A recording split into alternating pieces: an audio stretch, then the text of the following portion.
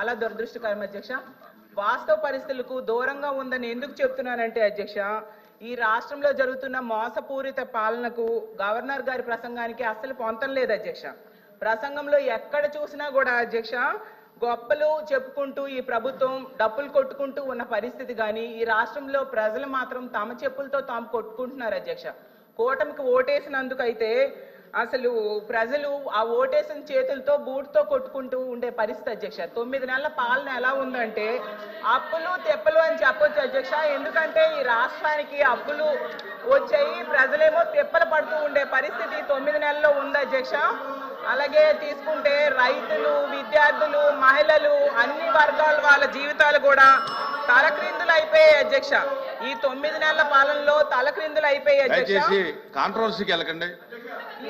ఈ ప్రభుత్వం మాత్రం గతంలో గవర్నర్ గారి ప్రసంగంలో చెప్పారు అధ్యక్ష, గతంలో విధ్వంసం జరిగింది, ఇప్పుడు మేము సుపరిపాలన అందిస్తున్నాము అని చెప్పారు అధ్యక్ష.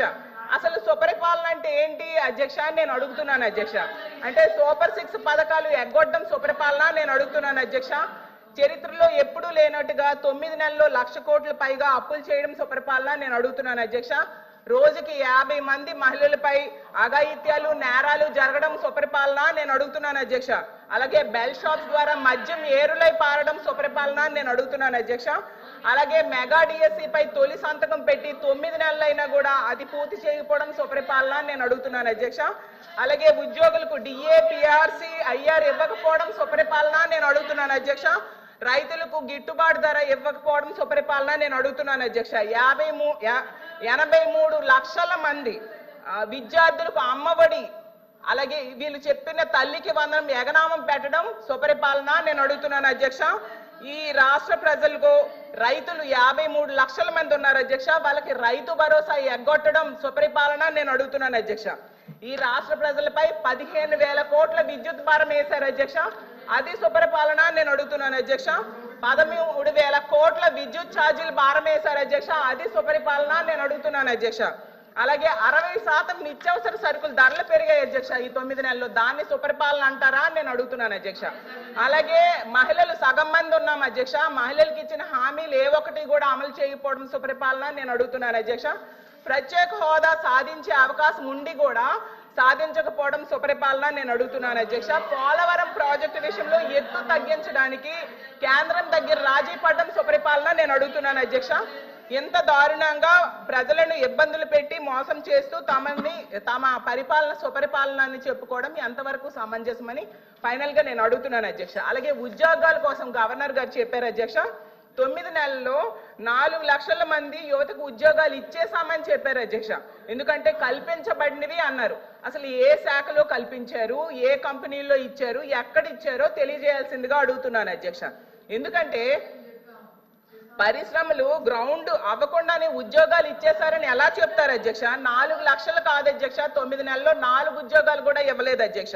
గతంలో జగన్మోహన్ రెడ్డి గారు ముఖ్యమంత్రిగా ఉండేటప్పుడు కేవలం 6 నెలల్లో 1,25,000 ఉద్యోగాలు ఇవ్వడం జరిగింది అధ్యక్ష. అసలు చంద్రబాబు నాయుడు గారు అధికారంలోకి వచ్చాక తొలి సంతకం డిఎస్సి, మెగా డిఎస్సి మీద పెట్టారు అధ్యక్ష. 6 నెలల్లో mega DSC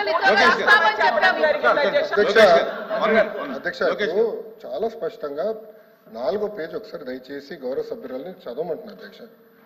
To date, investors have pledged investment of 6.5 lakh crores with an employment potential of over 4 lakh jobs. Potential. ఇచ్చామని ఎక్కడ చెప్పాం మేడం? మేము ఇచ్చామని చెప్పలేదు మేడం, ఇక్కడ పొటెన్షియల్ అని చెప్తున్నారు. ఎందుకు మీరు తప్పు రాసి చెప్తున్నారు అధ్యక్ష?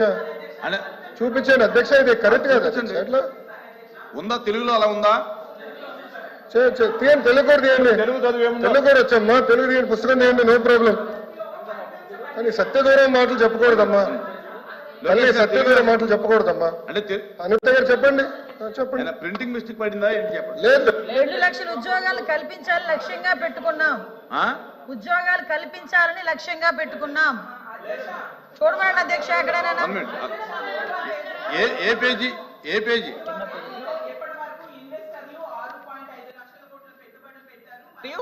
4 లక్షల మందికి ఉపాధి అవకాశాలు కల్పించబడినది స్పష్టంగా రాసుంది అధ్యక్ష. నేను అదే చెప్పాను అధ్యక్ష. నేను కంటిన్యూ చేస్తాను అధ్యక్ష. అలాగే చంద్రబాబు నాయుడు అధ్యక్ష గారు మళ్ళీ చెప్తున్నాను, ప్రభుత్వం చాలా స్పష్టంగా చెప్పనండి నేను చదువుతున్నాను మేడం, ఇది గవర్నర్ ప్రసంగమే మేడం, పేజ్ నంబర్ 4. గురుగారు దళితులపైన ఎవరు దాడి చేశారు అందరూ తెలుసండి. కూర్చోండి కూర్చోండి కూర్చోండి స్వామి కూర్చోండి. కోర్టుకెళ్ళారు మీరు, కూర్చోండి కూర్చోండి కూర్చోండి సార్.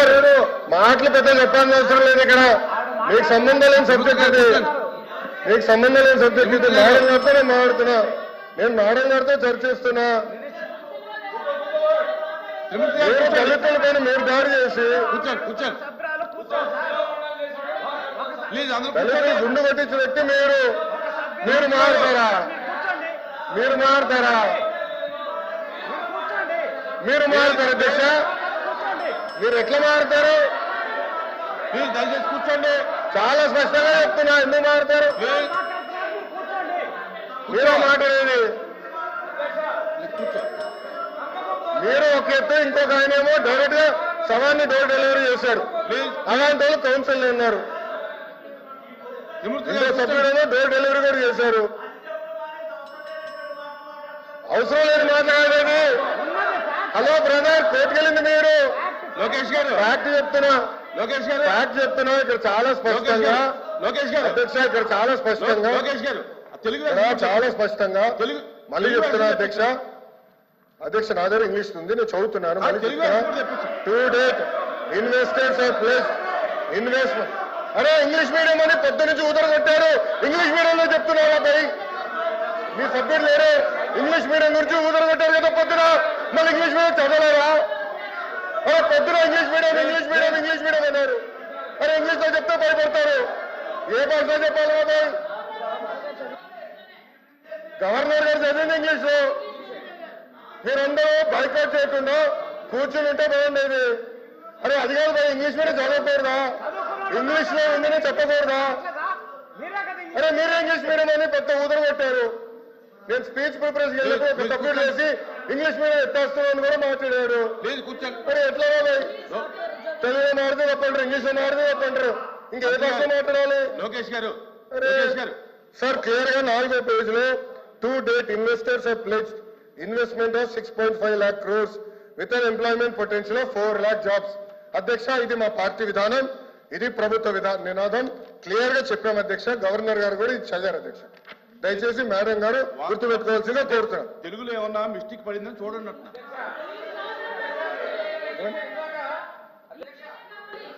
ఇందాక సభ్యులు మాట్లాడి ఇంగ్లీష్ మీడియం తెలుగు మీద కించపరిచారు అధ్యక్ష. మీరు ఇంగ్లీష్ మీడియంలో చదివారు, మీనింగ్ కమ్యూనికేట్ అయింది అధ్యక్ష. బుక్ లో రీడౌట్ చేసిన తర్వాత మెసేజ్ కమ్యూనికేట్ అయింది అధ్యక్ష. మెసేజ్ కమ్యూనికేట్ అయింది. వాళ్ళు ఇంగ్లీష్ మీడియం గురించి మాట్లాడారు. ఇందులో ఒకవేళ ప్రింటింగ్ మిస్టేక్ ఉంటే ఉండొచ్చు, ఆయన క్లియర్ గా చెప్పారు. చెప్పారు కదా అధ్యక్ష. గవర్నర్ గారు ఏం చదివారు ఇంగ్లీష్ లో? గవర్నర్ గారు ఇంగ్లీష్ లో చదివిందని వాళ్ళు ఇంగ్లీష్ అడిగారు కాబట్టి మా మంత్రి గారు ఇంగ్లీష్ లో చెప్పారు. కల్పన జయంగా ఈ ప్రభుత్వం పనిచేస్తుంది.